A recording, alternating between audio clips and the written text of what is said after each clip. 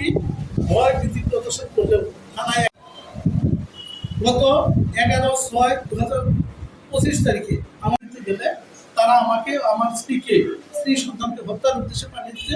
অত্যন্ত ভারাক্রান্ত মন নিয়ে আপনাদের সামনে উপস্থিত হয়েছি। গত 22 অগাস্ট এই প্রেস ক্লাবে লাবণী আক্তার সহ একটি স্বার্থান্বেষী মহল আমার ও আমার পরিবারের বিরুদ্ধে, মানে ওনারা সবাই আমার পরিবারের সদস্য, সেই হিসেবে আমার পরিবারের বিরুদ্ধে নিয়েছে। সেখানে আমাকে ভূমিদস্যু জালিয়াতি চক্রের হোতা আখ্যা দিয়ে সামাজিকভাবে হেয় প্রতিপন্ন করার অপচেষ্টা চালানো হয়েছে। আমি মুসলিম সাংবাদিকদের মাধ্যমে এর তীব্র নিন্দা ও প্রতিবাদ জানাচ্ছি। সুস্পষ্ট বক্তব্য নিচে উপস্থাপন করছি। বৈধ মালিকানা উপায় সূত্রে আমার উপায়কৃত বৈধ কর্তৃক সকল জমি বৈধ দলিল যথাযথ নামজারি ও সরকারি খাজনা পরিষদের মাধ্যমে ঘোষিত করে রয়েছে। কোনো জাল জালিয়াতি বা অবৈধ দখলের প্রশ্নই ওঠে না।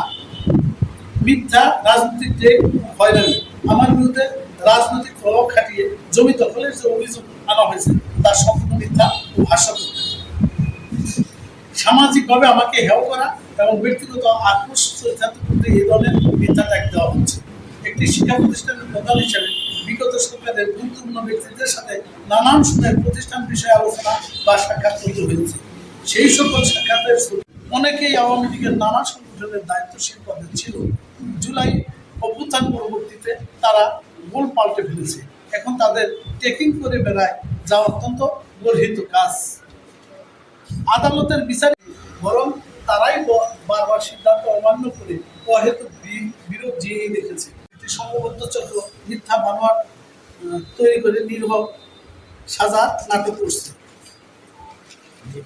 সকল জমি আমাদের মালিকানাধীন, সকল ভূমি কাগজপত্র দালিলিক প্রমাণাদি উন্মুক্ত রয়েছে। আমি আপনাদের মাধ্যমে প্রতিপক্ষকে চ্যালেঞ্জ করছি, বাংলাদেশের যে কোনো আদালতে বা যে কোনো নির্বাহী ম্যাজিস্ট্রেটের মাধ্যমে মধ্যস্থতায় আমি আমার ভূমি সংক্রান্ত সকল দলিলপত্র দেখি, সেখানে যদি প্রতিপক্ষের দলিলপত্র দেখে জমির মালিকানা প্রমাণিত হয়, আমি বিনা বাক্যে বিনা শর্তে জমি তাদের ছেড়ে দেব ইনশাআল্লাহ। এসিল্যান্ড ইউনো ওসির মধ্যস্থতায় সালিসি বৈঠক হয়েছে, কিন্তু সেখানে তাদের মালিকানা প্রমাণ করতে ব্যর্থ হয়েছে। তাই জোরপূর্বক মত সৃষ্টি করে এবং আমাকে সামাজিকভাবে হেয় প্রতিপন্ন করে জমি দখলের পায়দারা